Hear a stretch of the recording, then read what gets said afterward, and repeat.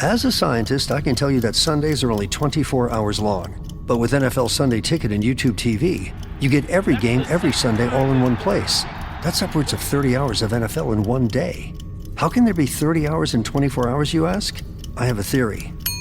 Magic. New users get NFL Sunday Ticket for 8 payments of $34.50 per month. Sign up at nflsundayticket.com. Local and national games on YouTube TV. NFL Sunday Ticket for out-of-market games excludes digital-only games and commercial use. Terms and embargoes apply. Availability varies. Mint is still $15 a month for premium wireless. And if you haven't made the switch yet, here are 15 reasons why you should. 1, it's $15 a month. 2, seriously, it's $15 a month. 3, no big contracts. 4, I use it. 5, my mom uses it. Are you playing me off? That's what's happening, right? Okay, give it a try at mintmobile.com/switch. Upfront payment of $45 for 3-month plan, $15 per month equivalent required. New customer offer first 3 months only. Then full price plan options available. Taxes and fees extra. See mintmobile.com. This episode is brought to you by LinkedIn. Healthcare professionals can lead their careers with LinkedIn. Discover jobs by specialty, preferred shifts, and even desired salary. From mental health therapists to radiology technicians, it's now faster and easier for healthcare professionals to find the right fit. Learn more at linkedin.com/healthcare. Side effects may include faster job placement, improved work-life balance, and increased career satisfaction.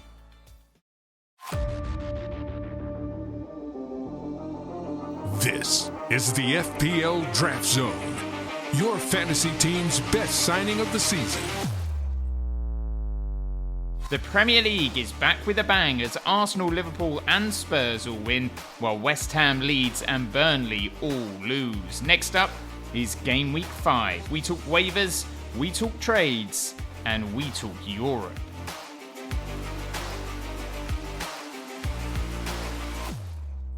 Hello and welcome to the FPL Draft Zone, a podcast all about Draft FPL. I am Dom Crofts. I hope you are well, and yes, the Premier League is back, and it didn't disappoint, did it? There was drama, there was excitement, and there were some 0-0 draws, but there were also some goals, and hopefully enough goals to make it a wildly successful week for you and your draft team. Coming up, we're going to talk lessons learned from the weekend that was, before focusing our attention on Game Week 5, where there are some big and some mighty games to look forward to. This week also sees the start of several clubs' European campaigns, so we'll be trying to work out what impact that will have on certain players' minutes. And we've also got some trade advice with a particular focus on Nottingham Forest, who binned off Nuno Espirito Santo and replaced him with Big Ange Postecoglou. All that to come, but first let's remind ourselves what happened in Game Week 4, and it all started at 12:30pm BST on Saturday lunchtime, where Arsenal beat Nottingham Forest 3-0 at the Emirates. Mosquera did indeed start in place of William Saliba, and there were also starts for Mikel Merino and Noni Madueke. No place in the starting 11 for Declan Rice this week. Madueke was excellent, but he did not return. Martin Zubimendi may well have won a few more admirers for his goal-scoring performance. Leo Trossard got an assist in limited minutes, as we suggested he might, and it was, of course, another clean sheet for the Gunners. So if you own any of their defensive assets that are playing regularly, you are scoring all sorts of points. Since Game Week 1, Arsenal's XGC stands at less than 1 goal, which I think it's fair to say is quite impressive. Forest side was as expected, with Morato replacing the injured Ola Aina. Chris Wood was replaced after just 59 minutes though, so if you own him, you'd probably be right to have a few concerns about what the future might hold for him. At the Vitality, it finished Bournemouth 2, Brighton 1. Diakite missed this one, and it sounds like he could miss Game Week 5 as well. Veljko Milosavljevic replaced him and impressed though. He ended the game with 4 points after racking up those defensive contributions for the Cherries. Antoine Semenyo owners were celebrating after he earned a 13-point return with a goal and an assist. And Marcos Senesi continued his run of getting a DEFCON return in every single game this season. Minte and Mitoma were the only shining lights really for Brighton, who failed to impress, and Stefanos Zimas got his first Premier League minutes of the season, so maybe there will be another striking option for you in the near future from the Seagulls. Crystal Palace and Sunderland played out a 0-0 draw at Selhurst Park, where Robin Ruths got a 10-point return. He is now the second highest scoring keeper in the entire game. Granit Xhaka hit DEFCON for the second time in 3 matches. Yeremy Pino looked lively in his first start for Crystal Palace.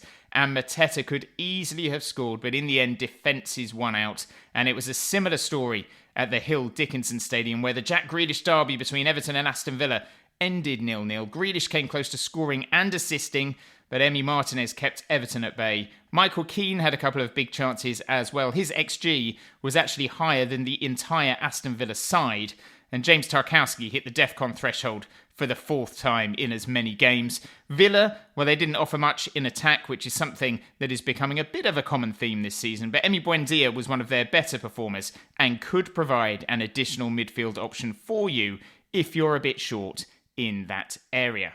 Fulham left it late to beat Leeds at Craven Cottage with an injury-time own goal from Gudmundsson, enough to win it for Marco Silva's side. Bassi, Anderson and Leno were all in the bonus points. And Muniz started again, so it does look like he has got that starting striker spot nailed down at the expense of Raul. And Newcastle beat Wolves 1-0 at St James's Park with Nick Waltemada getting the winner on his debut. Jacob Murphy got the assist. Kieran Trippier and Tino Livramento started in those fullback slots, which meant there was still no place in the Newcastle starting 11 for Lewis Hall. As for Wolves, Tolu started in place of Jakob Strand Larsen, whose injury sounds like it could keep him out for another week at least.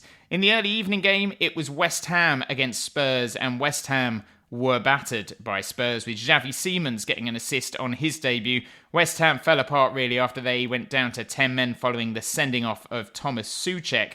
Van der Ven, Bergval and Sarr got the goals. Romero had a goal disallowed. He did get an assist though, and he also hit maximum bonus.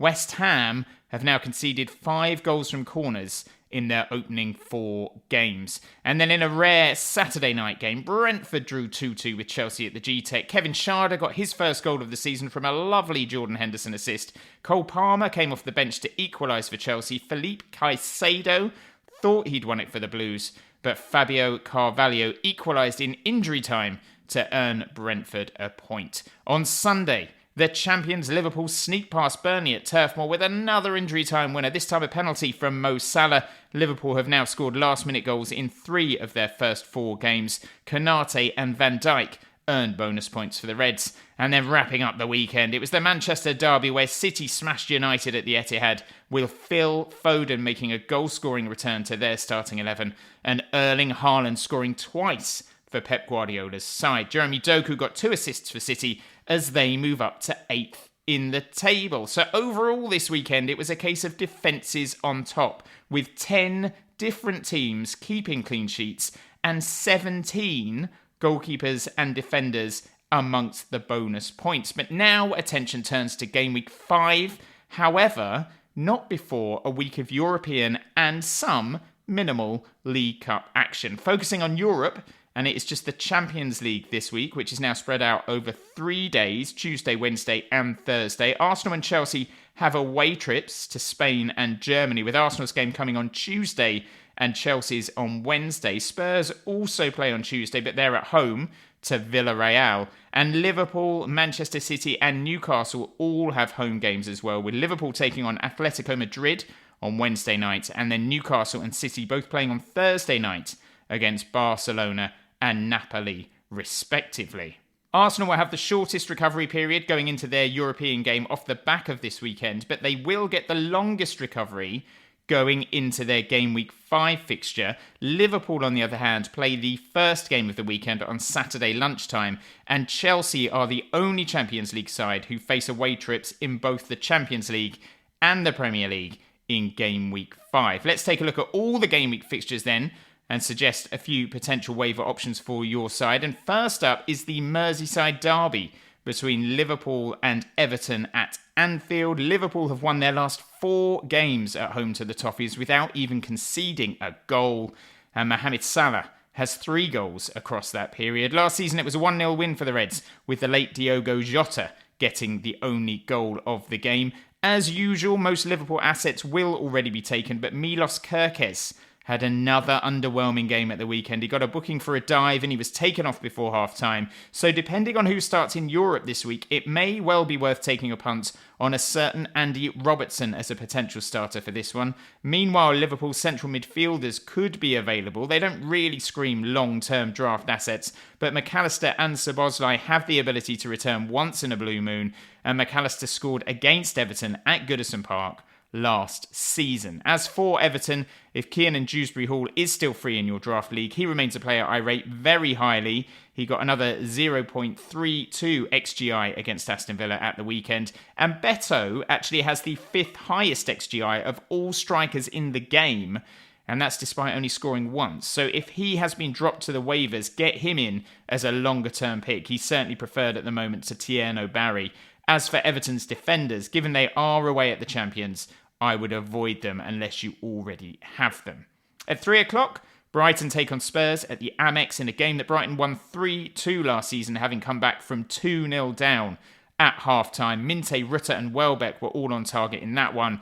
And Brighton also won the game in North London by 4-1. Danny Welbeck has started this season slowly, and some managers may well have ditched him already. But until Stefanos Tsimas does get fully up to speed, I would still expect him to start more often than not. Rutter is another who is a popular draft pick, and even though he's had a quiet start to the season as well, I'd expect him to pick up form soon. Jed Spence has defended his one-on-ones excellently so far this season, so this might not be a game for Minte, despite him playing well at Bournemouth in game week 4, but long-term I do think he's starting to look like he could be a decent pickup if he is still free. As for Spurs, Sarr is starting to look like a very good option. He scored against West Ham at the weekend, and he's had decent goal involvement stats in 2 of his first 4 games. It'll also be interesting to see if Brennan Johnson and Richarlison start in the Champions League game on Tuesday. If they do, it may be they were just rested against West Ham. But if they don't, particularly Brennan Johnson owners could be a little worried because he could become a bit of a problem from a minutes perspective. It's Burnley against Nottingham Forest at Turf Moor as Ange Postecoglou looks to put his stamp on Forest's style of play, so expect insanely high lines and a lot of goals. Burnley actually have a very good record at home to Forest. They did lose the last meeting 2-1, with Chris Wood scoring twice against his old club, but before that they had won 7 of the last 8 meetings. Now may well be the time to start taking a few punts on Forest assets with a view to them breaking into Ange's first team. I'm sure he will implement changes sooner rather than later. Arnaud Kalimwendo got 30 minutes against Arsenal, which is the most minutes he's played since signing in the summer, and he could be a good third striker option for you if you are still struggling to fill that spot. After Burnley, it's Sunderland for Forest, so it is a good time to invest in some of their attacking assets. Ndoye played the full 90 minutes against Arsenal, and he's already got 2 attacking returns this season. James McAtee was a player who was linked with Spurs under Big Ange, so he's obviously a fan. I suspect he will find a way into their team sooner rather than later. And then there is Dilan Bakwa, who also got 30 minutes against Arsenal. Of course, outside of Ndoye, all of those players carry with them quite a significant amount of risk for this weekend. But Kalimwendo in particular does have a high upside if you are in need of that elusive third striker. As for Burnley, Jadon Anthony continues to be the most impressive of their assets. 2 goals and an assist for him from an XGI of 2.1 so far this season, which actually makes him the 5th highest scoring midfielder for XGI in the entire game. It is a London derby at the London Stadium as West Ham take on Crystal Palace. The Hammers have only won once in their last 8 home games against Palace, and Palace are unbeaten in their last 6. Jean-Philippe Mateta scored twice in this game last season, and he has 4 goals in his last 3 games against the Hammers. And of course, Palace are a much better side on their travels, so I would expect them to win this and win this well. If Yeremy Pino is still available in your draft league, this is probably the last chance you're going to have to pick him up. He looked very good and racked up 0.79 XGI on his full debut. Given the state of West Ham right now, you'd also fancy Palace to keep another clean sheet, so a Richards or a Mitchell would be good signings if they're available as well. And considering their opponents, even a Daichi Kamada might be a decent shout this week. He started the last 2 games, he's got himself into some very good positions, and he's been quite unlucky not to have an attacking return so far. As for West Ham, it's hard to find many positives, but maybe Callum Wilson will earn a start in this one, and he does have 6 attacking returns in 16 games against the Eagles. Wolves take on Leeds at Molineux in what already looks like it's going to be a massive game down at the bottom of the table. Leeds have actually won on their last 2 trips to Molineux, scoring 7 goals in those games, with Jack Harrison amongst the goals in both matches. But I do think this is a game that Wolves will win. Tolu is probably available in some leagues, and he's surely going to start up front again when you consider the quotes on Strand Larsson's injury before game week 4. And Leeds have racked up less than a goal's worth of XG in every game they've played this season, outside of that opener against Everton. So a Wolves defender, while on the face of it may sound mad, might not actually be that mad. Rodrigo Gomez looks a real threat going forward. He's got a goal and 0.6 XGI so far this season, nearly scored against Newcastle in game week 4. And Agbadou has more defensive contributions than any of his defensive teammates, so he's another decent option for 1 week only. As for Leeds, Dominic Calvert-Lewin earned the start up front against Fulham. He did okay. He's another rotational forward option who is worth thinking about this week if you think Leeds can score at Molineux and if you have a pants third striker. In the early evening kickoff, it's Manchester United at home to Chelsea, and despite being a bit crap for quite a while now, Manchester United haven't actually lost at home to Chelsea at Old Trafford in the league since 2013. Wow. Last year, Bruno Fernandes and Felipe Caicedo scored in a 1-1 draw, and 7 of the last 12 games between these two at Old Trafford have ended in draws. Caicedo got his 2nd goal of the season in the draw at Brentford at the weekend, but he has done that from a total XG this season of just 0.4, so less than half a goal. Overperformer Claxon. Having said that, his defensive contributions are on another level. He got another 17 defensive contributions against Brentford, following on from 23 the week before against Fulham. So he is a safe bet from a midfield perspective and should be getting you 4 points a game. This episode is sponsored by Friskies, who would like to tell your cats hi. Now, if that didn't get your cat's attention, there is one thing that always does the trick. Just pour some Friskies crunchy food in the bowl and you'll hear those paws come running. Works every time. With so many Friskies choices, you can always bring your cats running from their secret napping spots.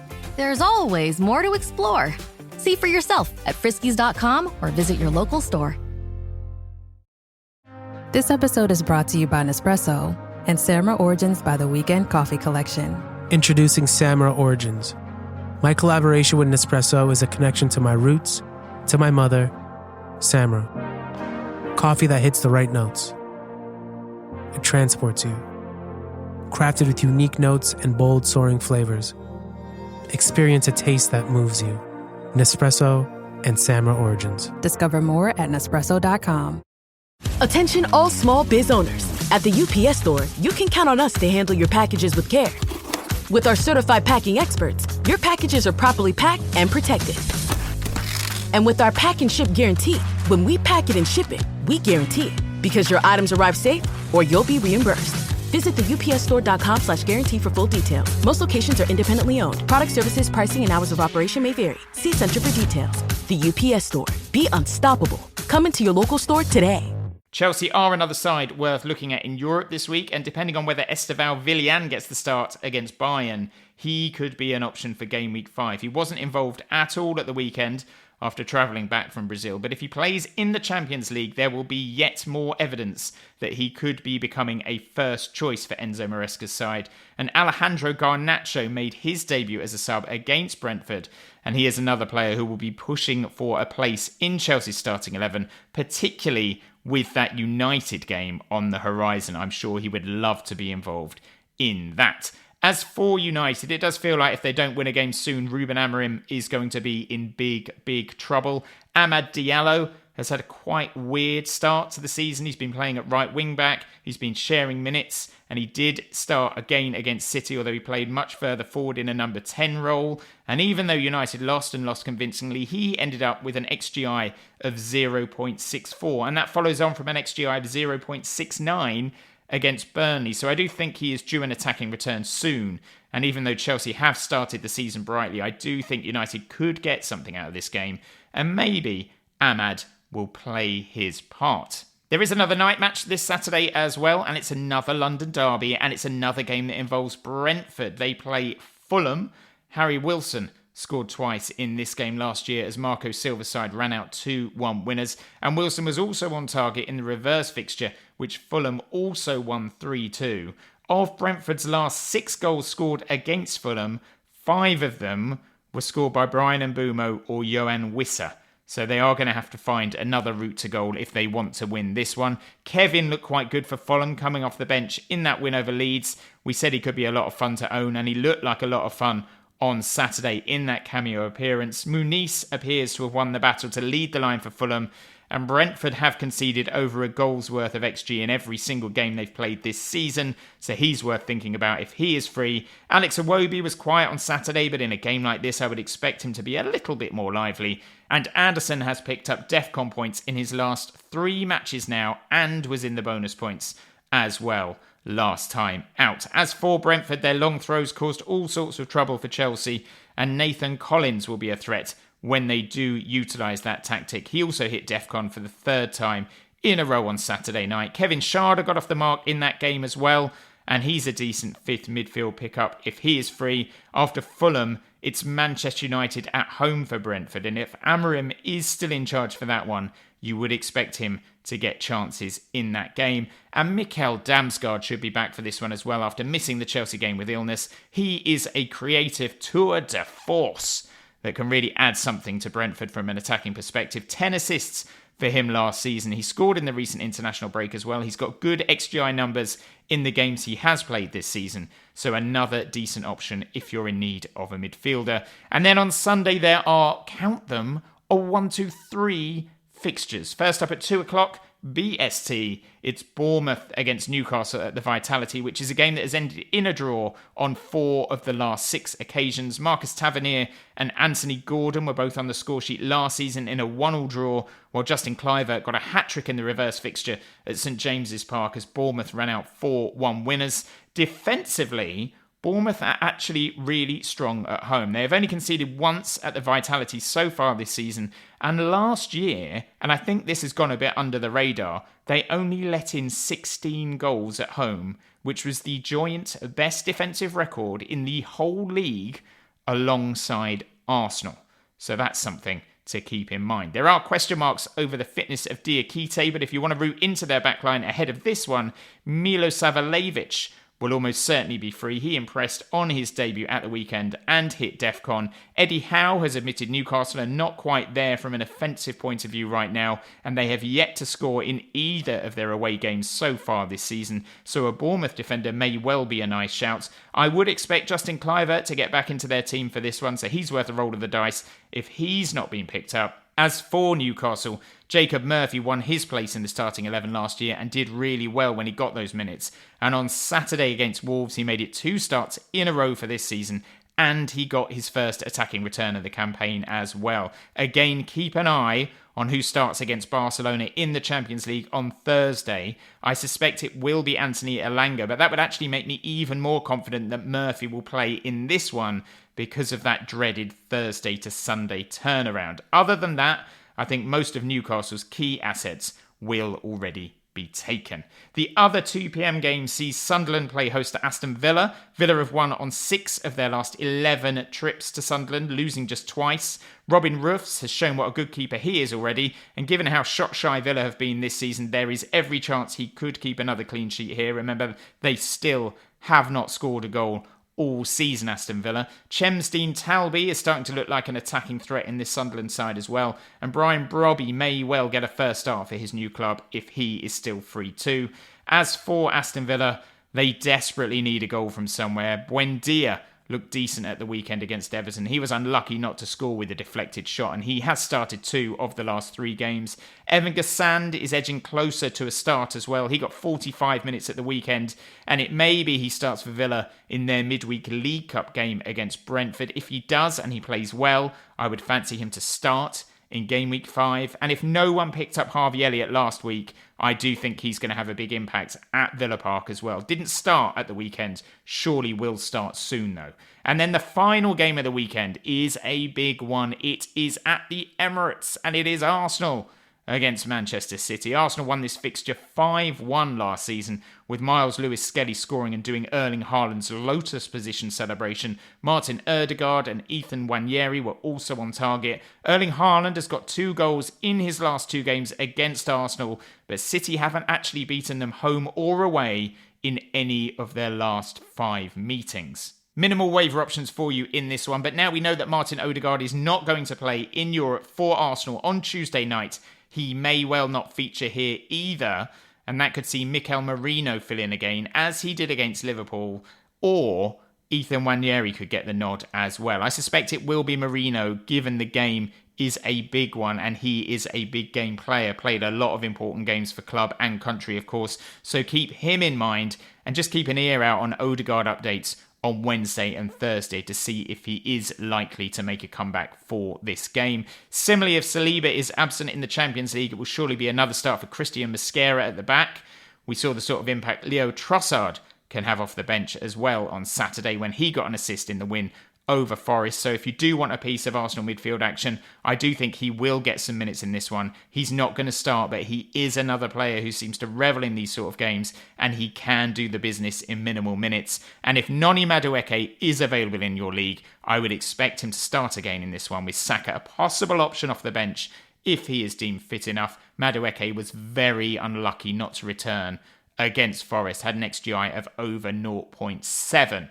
As for Manchester City, Phil Foden will surely start again, and some managers will have already given up the ghost on him and ditched him to the waivers, so if he is floating around, go for him as a priority. Jeremy Doku has had a very good start to the season, 2 assists against United in game week 4, and I'd expect him to cause Arsenal's defence all sorts of problems, although bear in mind, so far this season he has racked up 0 XG. Kusanov has started the last 2 now for City, so he could be a route into their backline should you want a route into their backline. And looking further forward, Savinho made his return to City's team in that derby win over Manchester United, and I would expect him to get further minutes at the Emirates. I'm not sure he's going to start, but as a longer term route into that City side, he may be worth rotating in as a 5th midfield option and crossing your fingers. So those are the games you have to look forward to in game week 5, along with some strong waiver options to help make it a successful one for your draft team. We also wanted to touch on a few trade suggestions as well this week, particularly with Nottingham Forest in mind.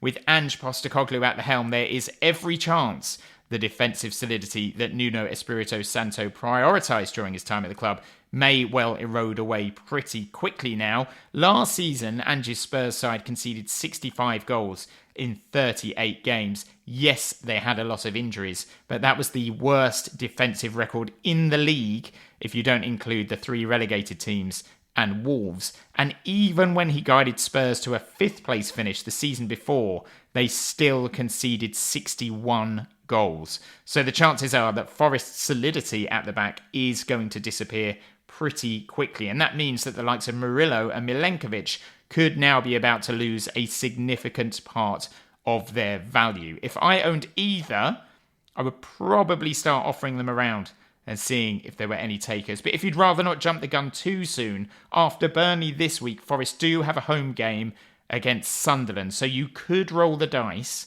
that they may actually get in a few decent performances over the next couple of weeks and then ship them out at their highest remaining value, which is at the end of game week 6, because after game week 6, their fixtures get rancid. Newcastle away in game week 7, Chelsea at home in game week 8, Bournemouth away in game week 9, Manchester United at home in game week 10, and then after a home game against Leeds in 11, they go to Anfield to play Liverpool in game week 12. Pray for Ange. A few other players who should be in your thinking when it comes to trades this week. Liam Delap of Chelsea is expected to be out until late November. So if there are any Chelsea fans in your draft league who are wildly loyal, target them and see if they might be tempted to bring in one of their own despite his injury. Jared Bowen and Ollie Watkins are players of high value who are underperforming right now, so it may well be worth making an offer to try to get one of them in with a view to them turning that form around sooner rather than later. I'm sure owners of both are losing their patience. And if you have Raul as one of your forward options, it is looking now like he is going to be a backup to Rodrigo Muniz this season. So he's another I'd be touting about in the hope that one of your rival managers has not clocked his lack of minutes just yet. And there we have it. We have talked Game Week 4. We have talked Game Week 5. We have talked waivers, European commitments, trades. We've done the lot. If I was picking a player from each position with this game week in mind, I would be targeting Robin Roofs as a goalkeeper pickup. He's one to hold as well if you can get him in. In defence, I'd be looking at Crystal Palace assets. A Chris Richards or a Tyrant Mitchell are looking good ahead of a visit to West Ham. And Rodrigo Gomez is also a bit of a left field option if you think Wolves are going to beat Leeds to 0 at Molineux. In midfield, it's a bit of a trickier one this week with lots of players who could be decent pickups depending on the fitness of their teammates. Mikel Merino being a case in point for Arsenal. Overall though, I would be targeting Yeremy Pino of Crystal Palace, who looks like he's going to be a very good signing indeed, and hopefully he is free still in a few waivers. And up front, I'd probably be looking at Tolu this week, a Wolves forward who is likely to start at home to Leeds. Let us know which players are getting you hot under the collar and making your Glenn Hoddle and your Chris Waddle as that waiver deadline approaches. You can get in touch with us on X and Instagram at FPL Draft Zone. We're also on Blue Sky as well at fpldraftzone.bsky.social, and we're on Reddit as well. I did not do this at the start of the pod, but I am going to do it now. Please leave us a 5-star review. If you listen to us on Apple Podcasts, just click on the name of our show, scroll down the episodes, and you will see a 5-star image you can fill with one simple tap of your finger. And if you listen to us on Spotify or any other podcast platform, a nice comment bigging up the pod would be amazing too, because it all helps with the algorithm. All that's left for me to do now is say good luck in those waivers, good luck in free agency, good luck in Game Week 5, and until we talk to you again next week, it is bye for now.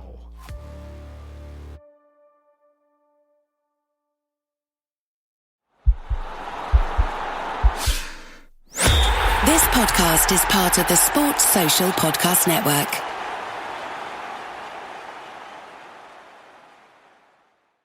At Arizona State University, we're bringing world-class education from our globally acclaimed faculty to you. Earn your degree from the nation's most innovative university. Online. That's a degree better. Learn more at asuonline.asu.edu.